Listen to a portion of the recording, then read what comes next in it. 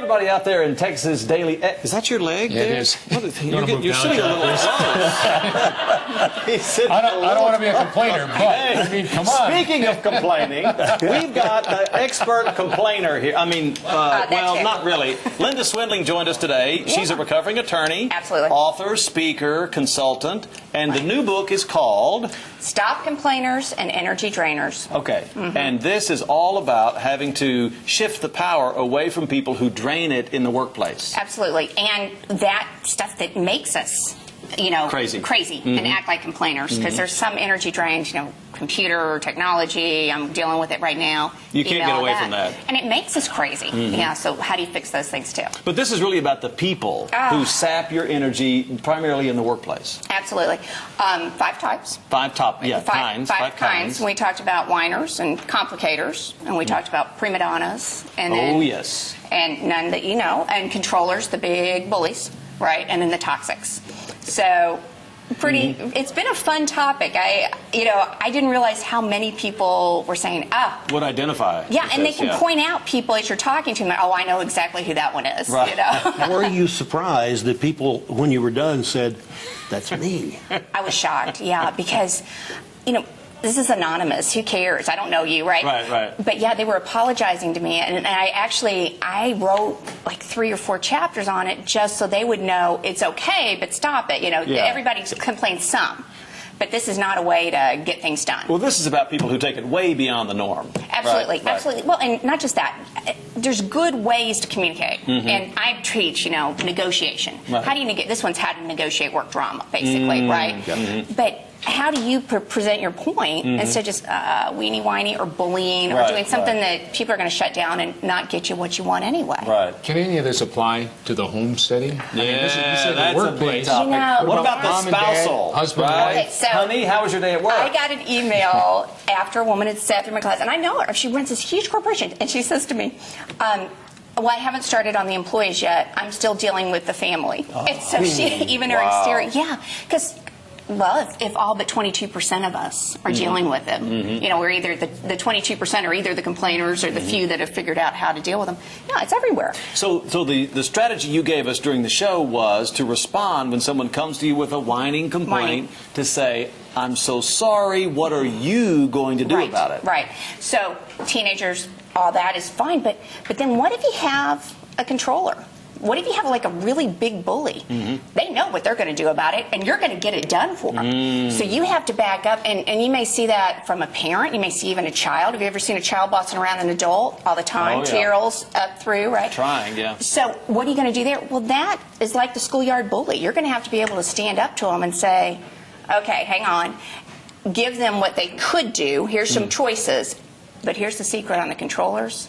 They want to make the decision. They want to boss you around. Give them 2 decisions. You know, do you want to go out at 5? You want to go out at 6? Now, it would have been fine with you to have them go out earlier or whatever, but something that fits you, let them make a decision. Don't be intimidated by people. And give them choices that you're okay with either way. Right. And that's important. I think it's that for that one. But here's the one that's, I guess the biggest surprise to me was the toxics. If you have ever felt like, wow, I'm not crazy. I've always been able to work with somebody, or I've always been able to work with a boss, or whatever that is. And all of a sudden you're thinking, well, that's the weirdest thing I've ever heard. I had one person say, you know, he told me that I must be doing something wrong because I'm too happy all the time. I mean, what does that mean? You know, everybody wants a happy employee.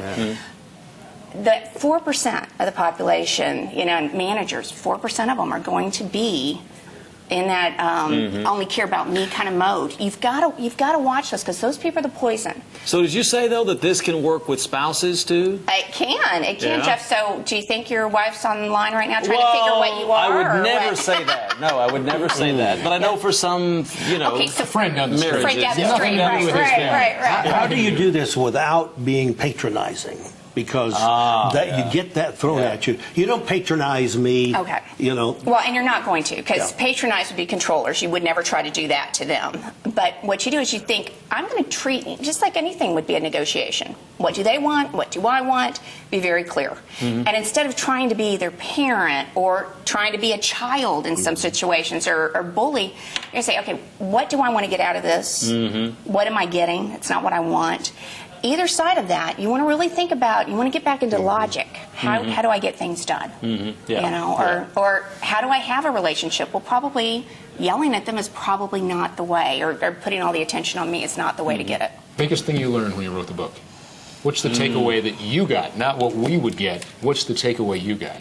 Years ago, I was an employment attorney and a mediator, and I did employment cases.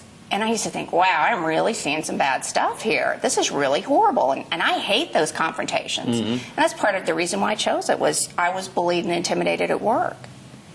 Didn't realize how many other people were. It's so common. You know, so common. And I didn't realize, you know, the people that I thought would be up here are kind of the whining, the crybabies. You know, well, go do something about it. But that's not the case. You know, some people, whiners aren't their problem. It's somebody who is complicating things or making a bigger deal about something. Or it can be these really crazy people. Yeah, and the toxics. I guess the toxics, I just didn't ever think about, wow, it's not just Linda. Yeah. You know, this and it's is not a just real- complainers. There's It's several not- categories. There's 5 categories. So you can take a quiz or a diagnostic kind of exam on your website. If you go to stopcomplainers.com, there's actually 2. Okay. And they can take, you know, spot the complaining type you've got. So you're using the right negotiation strategy. Or the other one is, okay, am I seen as a complainer? Am I the Am I the complainer, right? Am I seen as one? Because you may not do it all the time. Right. Because Okay. we all do a little bit, but what frequency? Here's the book, Stop Complainers and Energy Drainers. Linda Swindling. Linda, thanks for joining us. Oh, thanks Great so much. information. It was fun to have you. Thank you. That's it for this time.